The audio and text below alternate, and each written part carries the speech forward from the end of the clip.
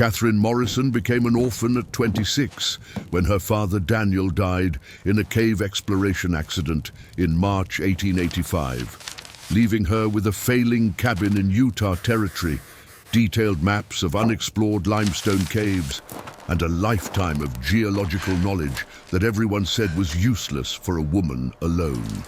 Daniel Morrison had been a cave geologist, one of maybe a dozen men in America who studied subterranean formations professionally. He'd spent 30 years mapping cave systems across Utah Territory, documenting limestone formations, underground water sources, and the unique thermal properties of deep caves. Universities paid him modest fees for his maps and research. It was enough to survive, barely, but not enough to build proper housing. The cabin Daniel had built 15 years ago was deteriorating. Single-layer plank walls, poor insulation. A heating system that consumed wood desperately while barely maintaining 50 degrees during Utah winters. He'd spent so much time underground, exploring caves, that he'd neglected the surface dwelling where he actually lived. Catherine had grown up accompanying her father into caves, had learned to read geological formations by lantern light, had memorized which limestone indicated stable structures versus collapse risk, had studied how caves maintained constant temperatures year-round, regardless of surface conditions. She knew more about subterranean geology than most university students, but that knowledge seemed worthless now that she was alone. The community expected her to sell the property and move to Salt Lake City, find work as a seamstress or teacher, live a conventional life appropriate for an unmarried woman without family. The cabin was worthless, they said. The land was rocky and unsuitable for farming. Her father's cave research had no practical value. She should accept reality and leave. But Catherine had noticed something during years of cave exploration with her father. The caves maintained temperature at approximately 55 degrees year-round. In summer, when surface temperatures hit 90 degrees, the caves stayed cool. In winter, when surface temperatures dropped to zero, the caves stayed warm. The thick limestone formations acted as perfect insulation, protected from wind, immune to weather, and her father had mapped a particular cave system half a mile from their cabin. A large chamber, maybe 20 feet wide and 30 feet deep, with a natural spring providing fresh water, high ceiling with natural ventilation fissures, stable geology with no collapse risk. He'd marked it on his maps as optimal habitation potential, but had never explained what he meant. Catherine understood. Her father had identified this cave as superior shelter to any surface cabin, and she was going to prove he was right. She took the idea to Samuel Wright, the town's most successful builder and the man everyone consulted about construction. He listened with the patient condescension men showed women with impractical ideas. "Miss Morrison, you want to live in a cave? Like an animal? Like primitive people? Like someone who understands geology? Caves maintain constant temperature. They're protected from weather. The limestone formation my father mapped has structural integrity superior to any wooden cabin. It's practical shelter. It's a hole in the ground.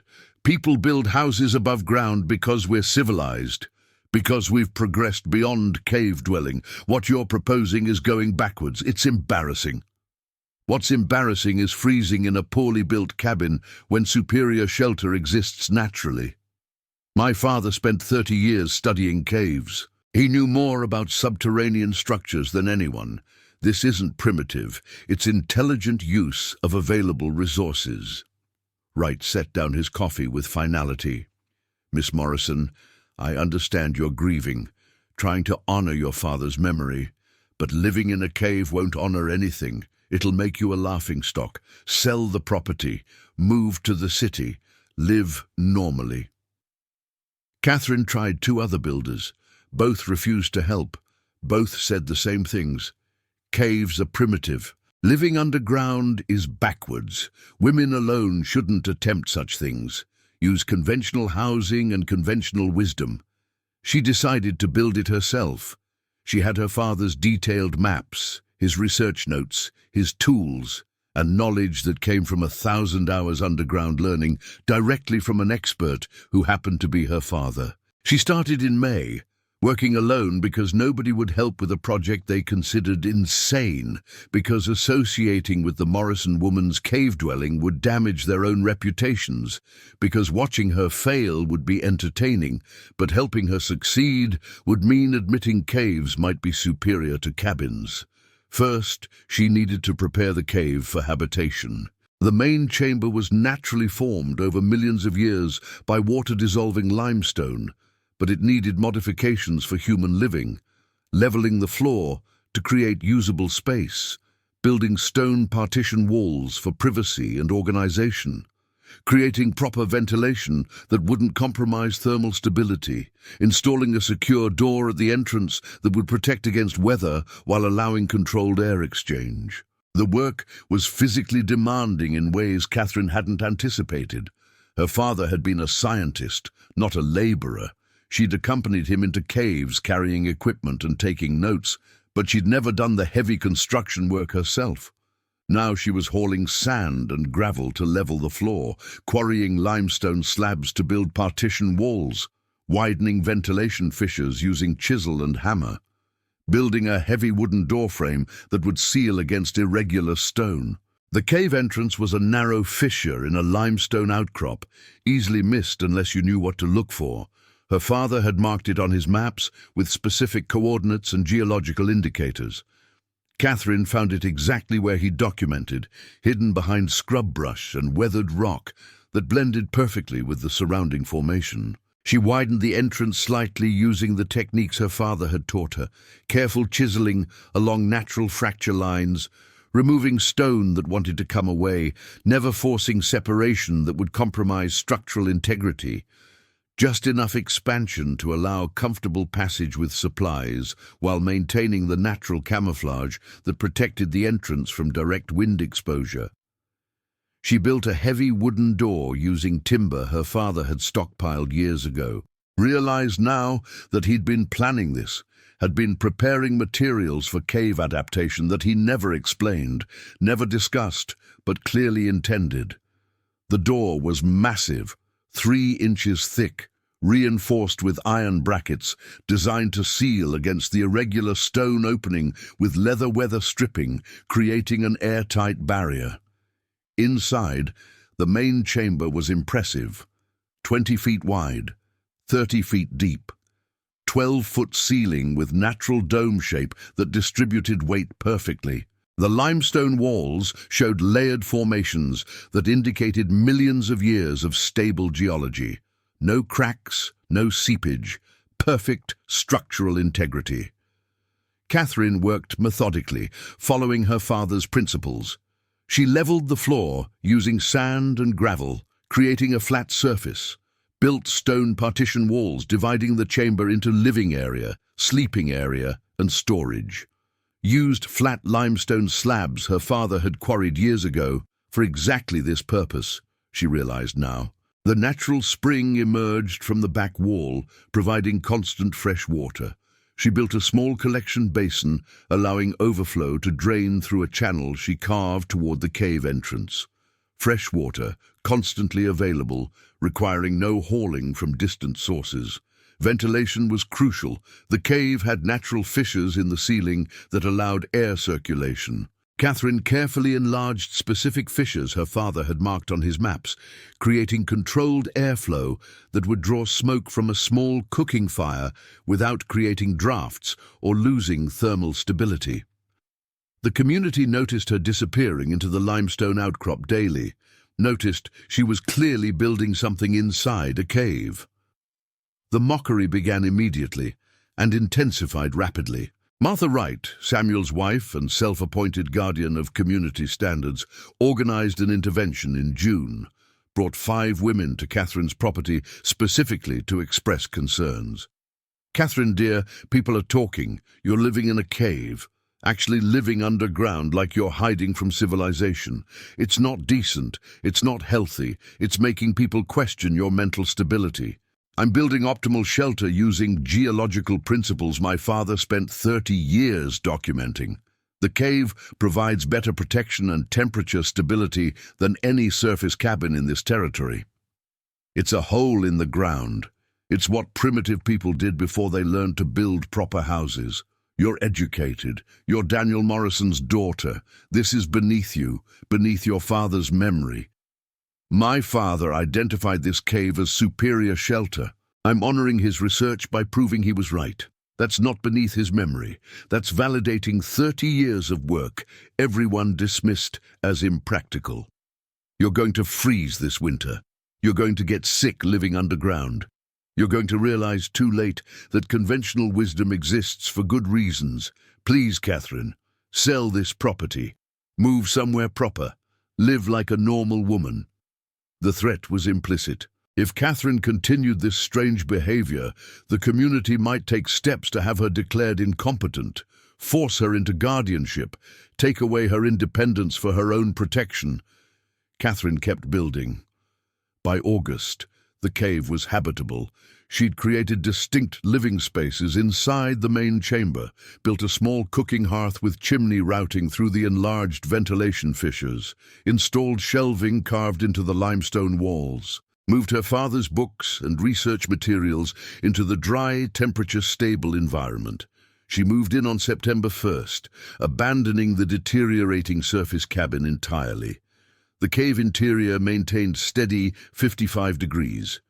Cool compared to September's 70-degree days, but she wore a light sweater and was comfortable. The temperature would be constant. Whether outside was 90 degrees or 0 degrees, the cave would stay 55. The mockery reached peak intensity. The Morrison woman was living in a cave, actually sleeping underground, cooking in a hole in the ground, living like primitive people thousands of years ago. It was proof that too much education damaged women's minds, that studying geology with her father had made her peculiar, that she'd lost touch with civilized norms. October brought mild testing, temperatures dropping to 40 degrees at night.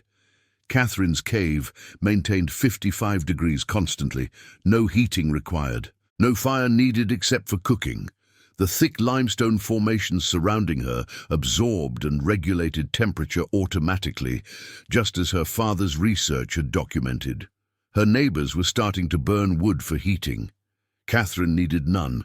The cave's thermal mass kept her warmer than surface cabins without any energy input. She was comfortable in light clothing, while people in conventional houses were bundling in layers.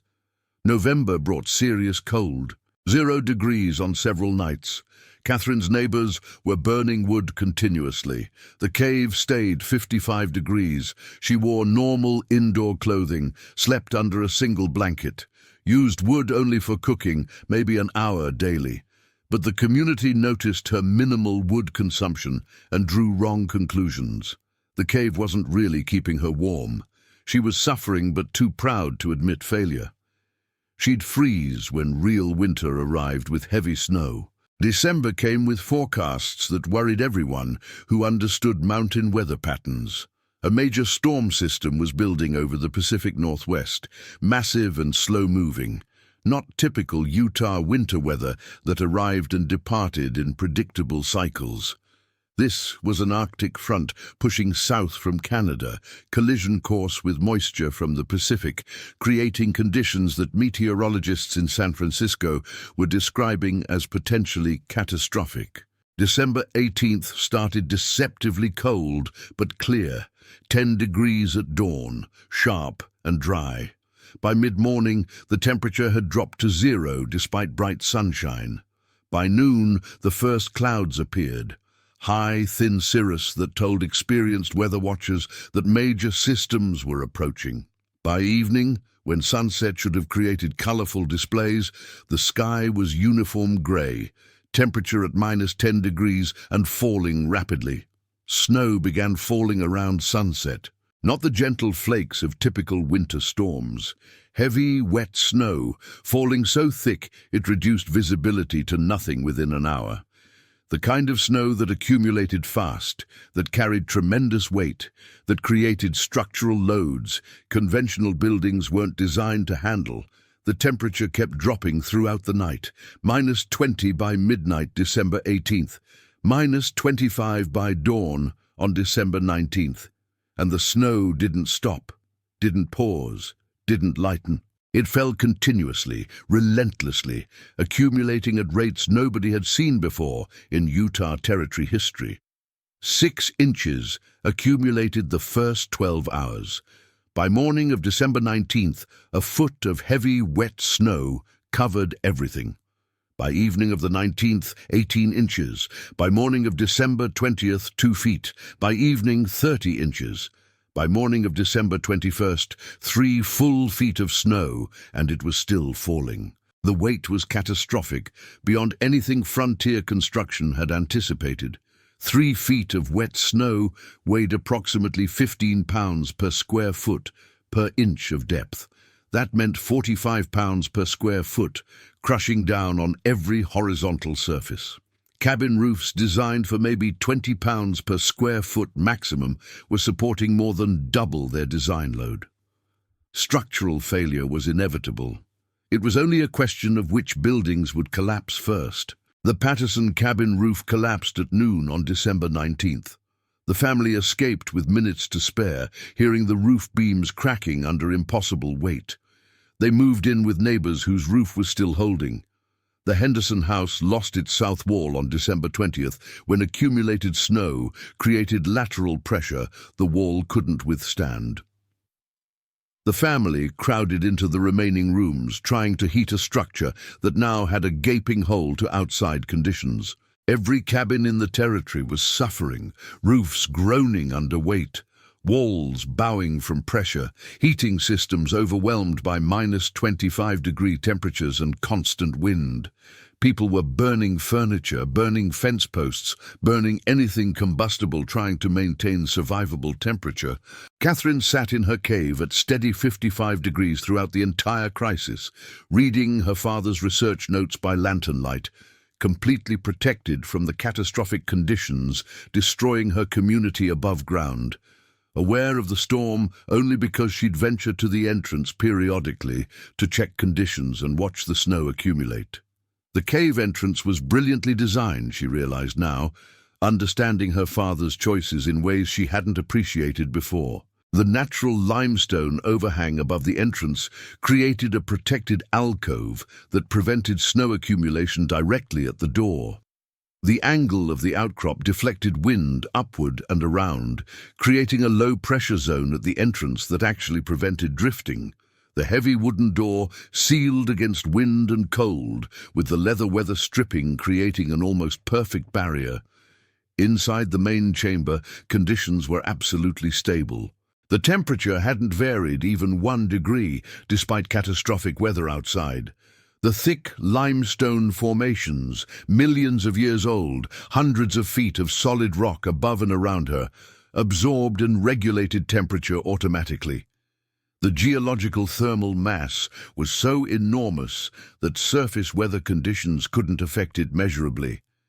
She had fresh water continuously from the spring that emerged from the back wall, had food supplies she'd stored throughout autumn in the stable 55-degree temperature that prevented spoilage, had lanterns and candles for light, had her father's extensive library of geological texts for reading, had firewood for cooking, though she needed fire only an hour daily for preparing meals, not for heating.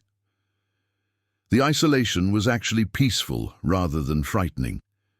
She could hear the wind howling outside when it picked up, a distant sound filtered through solid rock. Could hear nothing of the community crisis, didn't know about the roof collapses, the structural failures, the desperate fuel consumption, the avalanche. She was completely insulated, physically and informationally, inside geological protection that had existed longer than human civilization. On December 21st, around 2 p.m., the avalanche came. Not from the main Wasatch Mountain peaks, where everyone watched nervously. From the ridge directly above the eastern edge of town, a slope that had seemed stable, that people had built near because it provided protection from prevailing winds. 3 feet of heavy snow had finally exceeded that slope's holding capacity. The initial fracture started near the ridge top, a crack appearing in the snowpack with a sound like distant thunder. Then the entire slope released simultaneously. Thousands of tons of snow and rock and uprooted trees came down in a roaring wall of white destruction that lasted approximately 30 seconds and destroyed everything in its 200-yard-wide path. The sound was apocalyptic, a deep, rumbling roar that seemed to come from everywhere at once.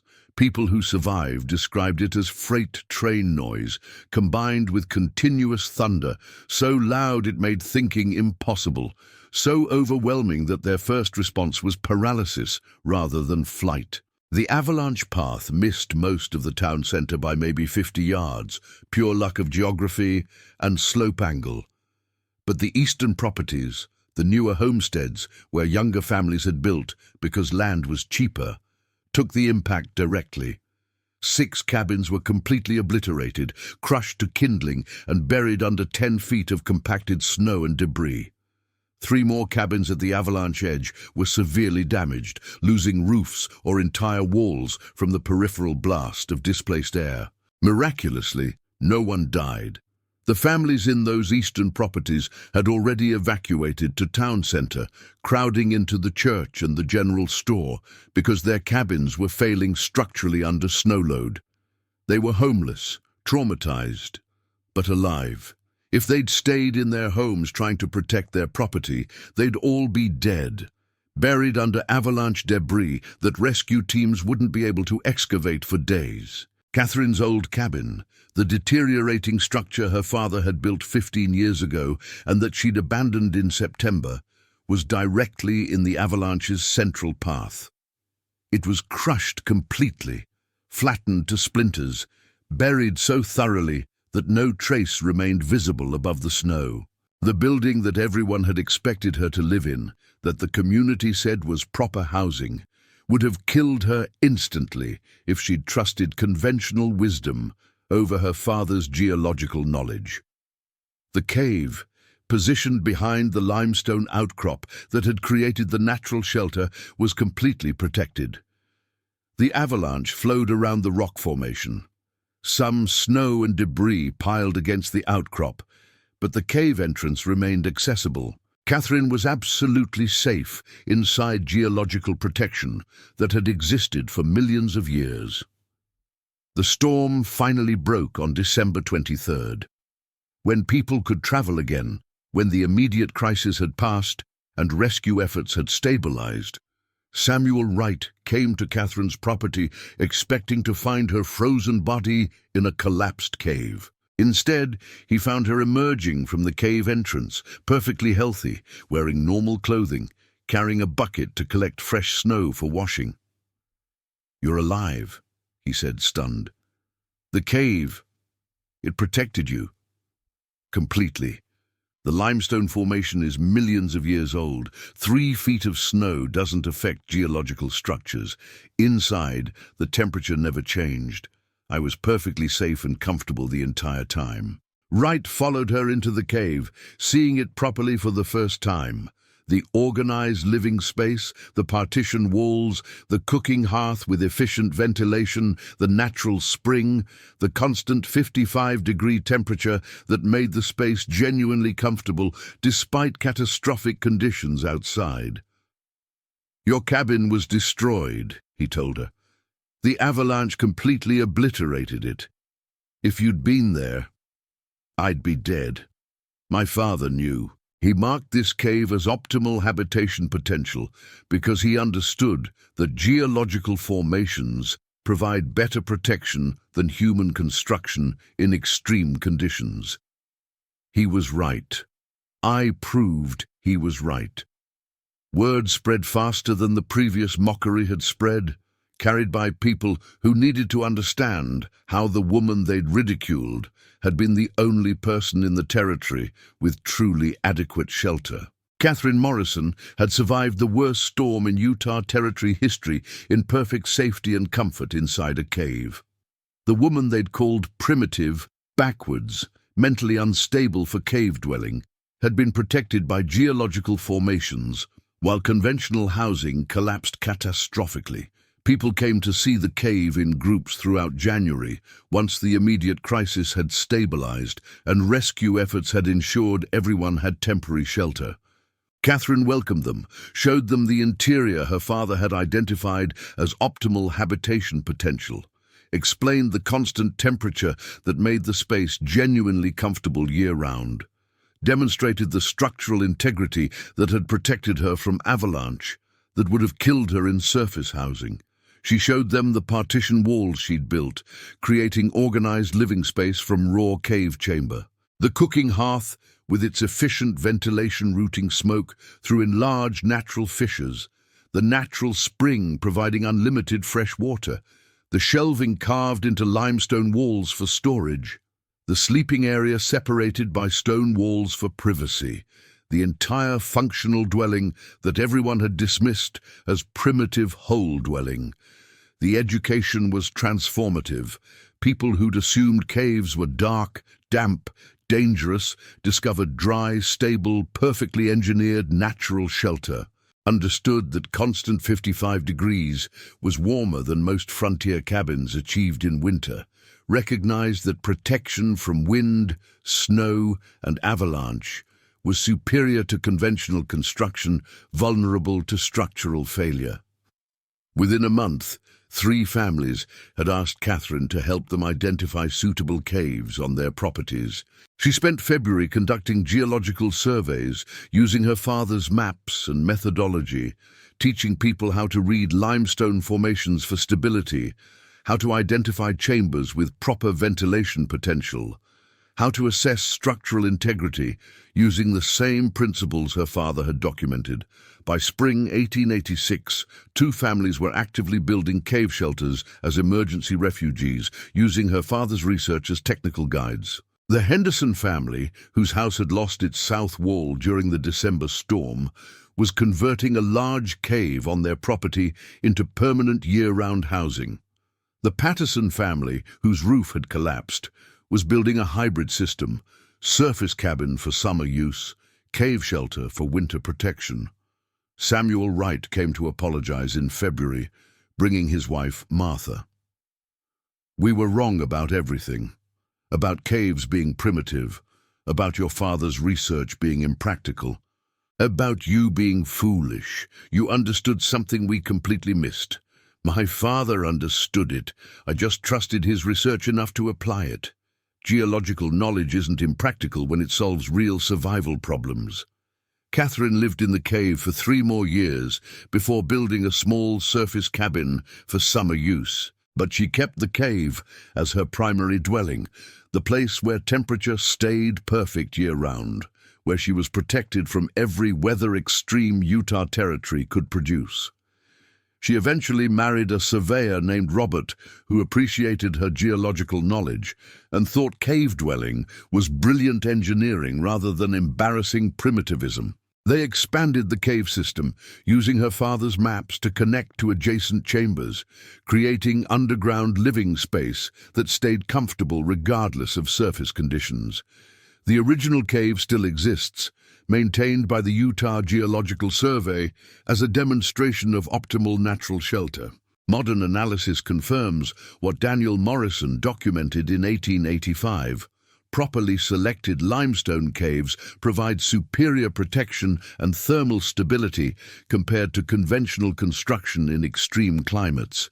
The historical marker reads, Catherine Morrison, 1859 to 1927, cave geologist's daughter, who proved that natural geological formations provide optimal shelter in extreme conditions. Survived catastrophic 1885 winter storm in limestone cave while conventional housing failed.